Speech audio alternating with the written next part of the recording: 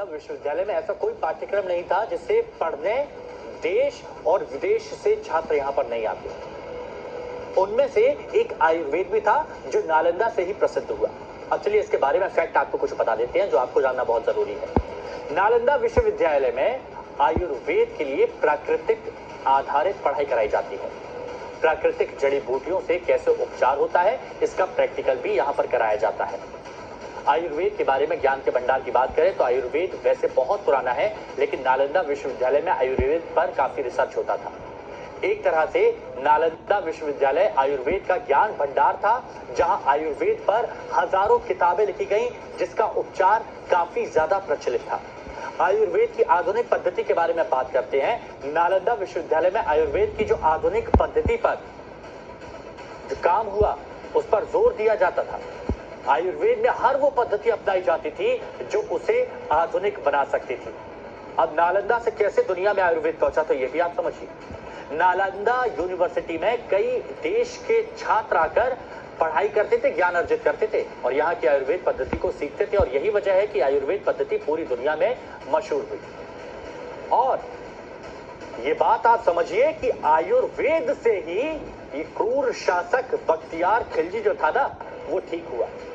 जिस नालंदा को बख्तियार खिलजी ने तबाह किया, वो खिलजी भी आयुर्वेद पद्धति से ही ठीक हुआ।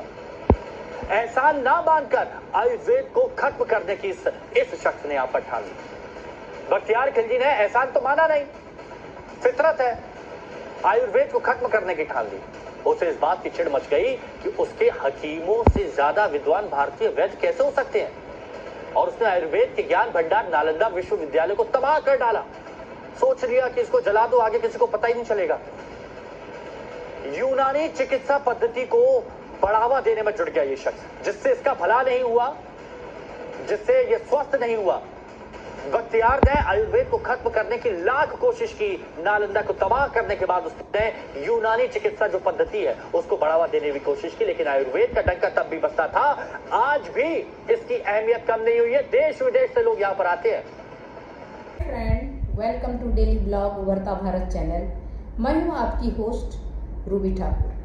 आज का टॉपिक है कि नालंदा विश्वविद्यालय में क्यों आग लगाया गया था और नालंदा विश्वविद्यालय में किसने आग लगाया था। तो उसका मैंने कुछ वीडियो कवर किया है, उसको मैं आपको बताऊंगी। नालंदा विश्वविद्यालय में आग लगाने वाला तुर्की के शासक, जो क्रूर शासक कहा जा सकता है, कि जो कि ज्ञान के पुस्तक को में आग लगा दिया, तो उसको अज्ञानता से प्यार था, ज्ञान से उनको दुश्मनी था, तो उसने आग लगाया। कारण यह है कि एक बार बख्तियार खिलजी जो है, जो तुर्की का शासक था, वो बीमार पड़ गया।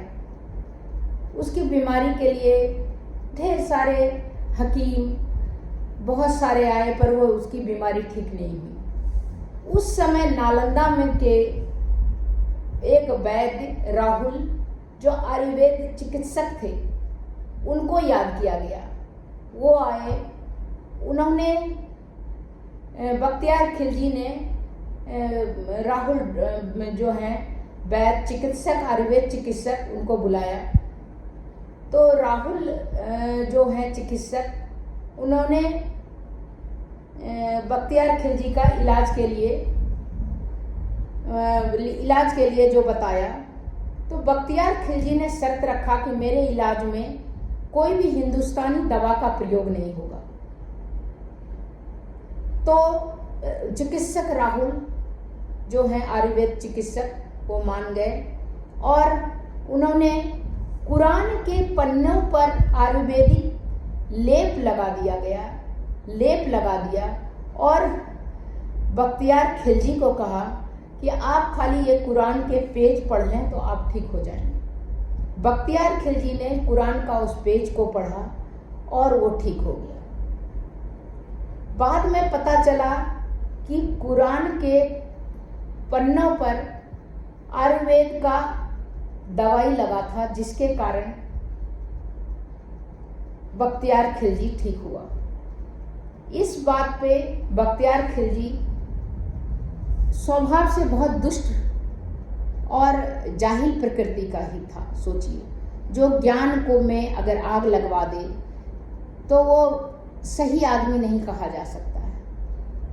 तो उसको बहुत गुस्सा आया कि मेरे मना करने के बाद भी हिंदुस्तानी इससे मेरा इलाज हुआ। तो उसने क्या किया, नालंदा विश्वविद्यालय में ही आग लगा दिया पूरा लाइब्रेरी में, जिससे कि आयुर्वेदिक पूरा नष्ट हो जाए और यूनानी इलाज का उन्होंने उसको बढ़ावा दिया। आयुर्वेदिक 1193 में उसने बख्तियार खिलजी ने आग लगा दिया नालंदा विश्वविद्यालय में। 3 साल तक ये पुस्तकें धू धू करके जलती रही, पूरी ज्ञान जो है वो राख हो गई और बहुत सारे बुद्धों को और बहुत सारे चिकित्सक को मरवा दिया। तो इस तरह कह सकते हैं कि ज्ञान का नष्ट करवाने का कोशिश किया गया। तो उसी का मैंने कुछ वीडियो कवर किया है, तो वो आप देखिए, इसके बाद मैं अपना रिएक्शन बताऊंगी। वो मोहम्मद बिन बख्तियार खिलजी है इसका पूरा नाम। इसके अलावा मोहम्मद बिन बख्तियार खिलजी तत्कालीन दिल्ली शासक कुतुबुद्दीन ऐबक का सेनापति था। वो 1193 में पहली बार भारत आया, जो बाद में बिहार का पहला मुस्लिम शासक बना।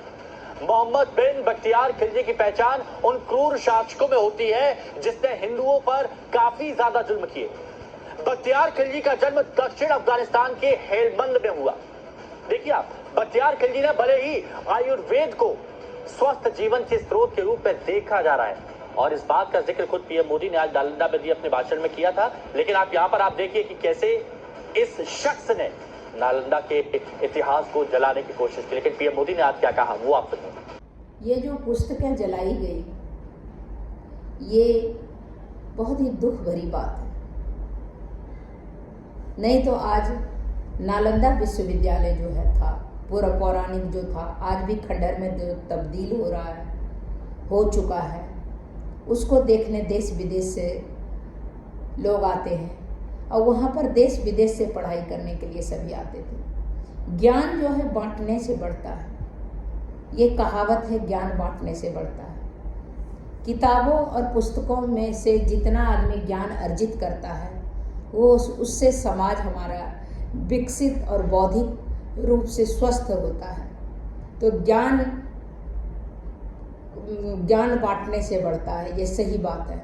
पुस्तकों को जला देना, लाइब्रेरी में आग लगा देना, वो कहीं शोभनीय नहीं है।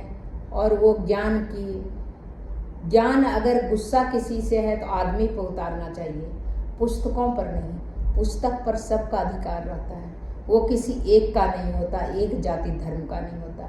उससे पूरा विकास होता है और बौद्धिक विकास जो होता है, हेल्दी मानसिकता जो है, वो पूरा सही समाज का जन्म देता है, सही देश का जन्म देता है। सो उस पर किताब पर अपनी क्रूरता नहीं निकालना चाहिए। तो आपको ये कैसा लगा वीडियो? अगर अच्छा लगा तो लाइक कीजिए, सब्सक्राइब कीजिए, बेल आइकॉन दबाइए। इसी तरह इंटरेस्टिंग वीडियो मैं लेके आती रहूँगी। तब तक के लिए नमस्कार।